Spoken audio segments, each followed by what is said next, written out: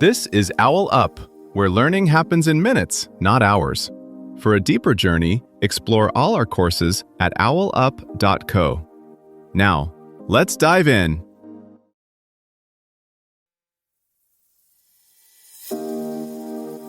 Chapter 1 of Strategic Thinking Techniques from the Cold War, The Art of Strategy, Lessons from the Cuban Missile Crisis. In this chapter, you'll learn: identify key strategic decisions made during the Cuban Missile Crisis. Let's dive in! For nearly 2 weeks in 1962, a handful of men held the power to end human civilization. Yet they spent much of that time arguing over single words and memos. In this episode, we'll step inside those rooms and ask, how do you think clearly when the stakes are unthinkable? Those arguments over single words weren't a sideshow. They were the strategy. Quarantine instead of blockade. A public demand instead of a secret ultimatum. A speech tone that signaled firmness without cornering the other side. Under nuclear pressure, language, process, and timing became as concrete as missiles and ships. In this episode, we'll zoom in on 3 quiet levers that shaped the crisis. How Kennedy's team slowed decision speed on purpose. How they built multiple fallback options instead of one master plan. And how they used back-channel messages to say things they couldn't afford to say in public. Think of it less as playing chess and more as constantly rewriting the rulebook while the clock is ticking. Our goal isn't to admire historical drama. It's to extract a toolkit for your own high-stakes decisions where you can't afford a single catastrophic move. Kennedy's team also refused to see the crisis through just one lens. Some hours they acted like cold calculators, tallying missile ranges and likely Soviet responses. Other moments, they were prisoners of routines, naval officers pushing standard blockade procedures, intelligence teams defending their usual playbook. And always, individual fears and egos leaked into the room. The art was not in eliminating these competing logics, but in recognizing when each one was quietly steering the conversation, like subtle currents nudging a boat off its plotted course.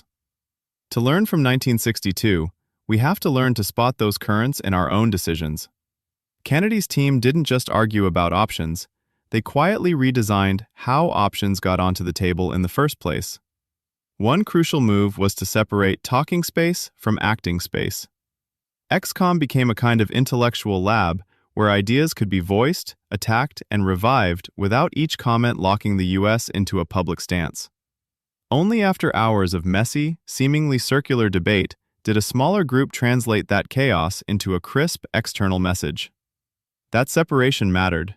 It meant Hawks could argue for airstrikes at 10 a.m. and still support a maritime approach at 6 p.m. without looking weak. In many organizations, leaders accidentally fuse the lab and the stage. The first opinion voiced in the big meeting sounds like a commitment, so everyone hardens around it.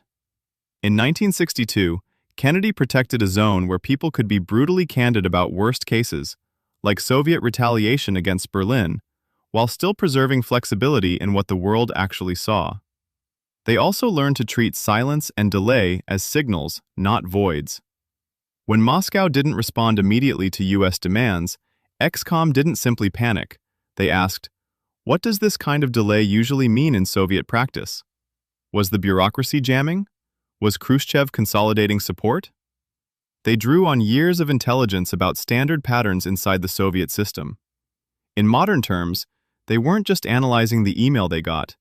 They were analyzing the email they didn't get, and how fast, and through which channel.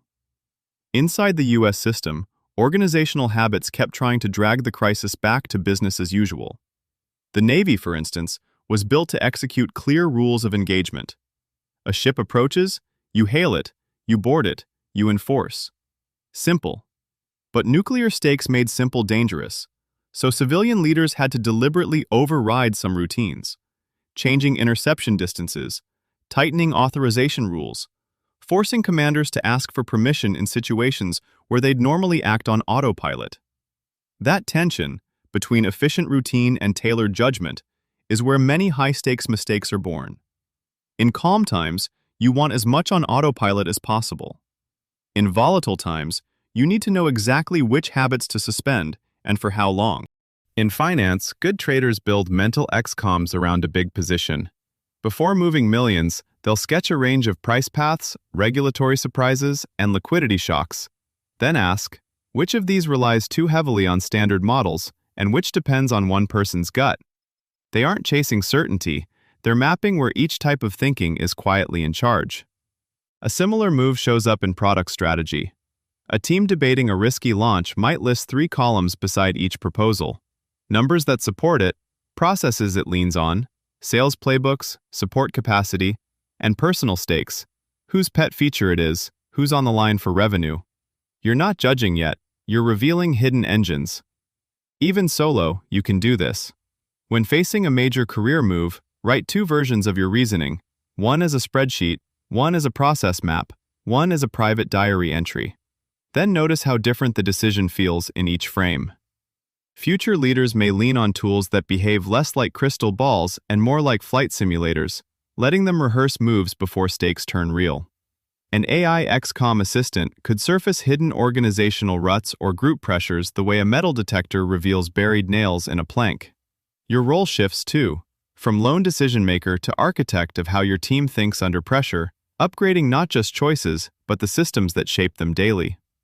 Your challenge this week: when a tough choice appears, resist the first obvious move. Draft 3 paths that all avoid your preferred instinct, like alternate routes on a map when your usual road is closed. Ask, which path keeps options open longest? Over time, you'll train yourself to notice exits others don't see until it's too late. This was OwlUp, your daily step forward. To keep learning with structured courses and more insights, go to owlup.co. Until tomorrow!